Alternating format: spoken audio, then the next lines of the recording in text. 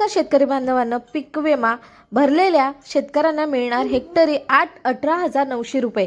इथे यादी चेक करावी लागणार। अत्यंत महत्त्वाचे अपडेट शेतकऱ्यांसाठी असणार आहे। व्हिडिओ हा स्किप न करता बघा, म्हणजे तुम्हाला पूर्ण खात्री पटणार आहे। चला तर मग व्हिडिओला सुरुवात करूया।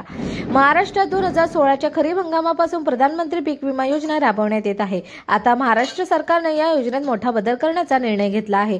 नवीन बदलानुसार सर्वसमावेशक पीक विमा योजनेच्या पुढल्या 3 वर्षांसाठी राज्यात राबवण्याचा महाराष्ट्र सरकारने निर्णय घेतला आहे। त्यानुसार शेतकऱ्यांना आता केवळ 1 रुपयामध्ये पीक विम्याची अर्ज करता येणार आहे। याशिवाय सर्वसमावेशक पीक विमा योजना काय आहे, या योजनेत तुम्ही सहभागी कसे होऊ शकता, योजनेसाठी पात्रतेचे निकष काय आहे, हे सगळे अपडेट आपल्याला या व्हिडिओच्या माध्यमातून समजणार आहे। चला तर मग मेन टॉपिक कडे आपण वळूया। याआधी प्रधानमंत्री पीक विमा योजनेअंतर्गत शेतकऱ्यांच्या खरीप हंगामासाठी विमा संरक्षित रकमेच्या 2%, रब्बी हंगामासाठी 1.5% आणि दोन्ही हंगामातील नगदी पिकांसाठी विमा संरक्षित रकमेच्या 5% एवढा हप्ता भरावा लागायचा। ही रक्कम 700,000-2,000 पर्यंत प्रति हेक्टरी असायची। आता शेतकरी 1 रुपये योजनेत सहभागी होऊ शकणार आहे। शेतकरी हप्त्याची उर्वरित रक्कम ही राज्य सरकार भरणार आहे, असं सांगण्यात आलेलं आहे।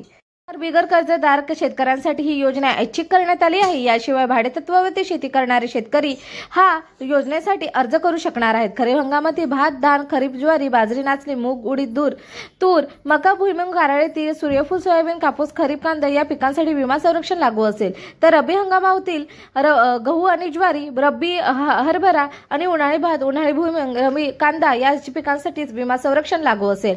तुम्ही स्वतः पीक विमा योजनेच्या वेबसाईटवरती जाऊन अर्ज करू शकता किंवा सीएससी सेंटरवरती जाऊन अर्ज करू शकता। सप्टेंबर आणि ऑक्टोबर 2022 मध्ये अतिवृष्टीमुळे आणि पुरामुळे मोठ्या प्रमाणात झालेल्या नुकसानाची भरपाई म्हणून 12 लाख शेतकऱ्यांच्या प्रत्येकी 13,600 रुपये मिळणार आहेत। या 10 जिल्ह्यातील बाधित शेतकऱ्यांना 3 हेक्टर मर्यादित प्रति हेक्टर 13,600 रुपये नुकसान भरपाई देण्यात येणार आहे। राज्यपाल प्रतिसाद निधी आणि राज्य सरकारच्या निधीतून निश्चित केलेल्या दराने कृषी पिकांच्या नुकसानीसाठी विभागीय आयुक्त पुणे आणि संभाजीनगर यांच्या मार्फत वितरणासाठी 1,200 कोटी रुपयांचा निधी मंजूर करण्यात आलेला आहे। सो आय होप तुम्हाला ही माहिती आवडली असेल। आवडल्यास व्हिडिओला नक्कीच लाईक करा। भेटूया आपण एका नवीन माहितीशीर व्हिडिओमध्ये। तोपर्यंत हा व्हिडिओ इथे थांबवते। जय हिंद, जय महाराष्ट्र, जय शिवराय। धन्यवाद। Thank you for watching me.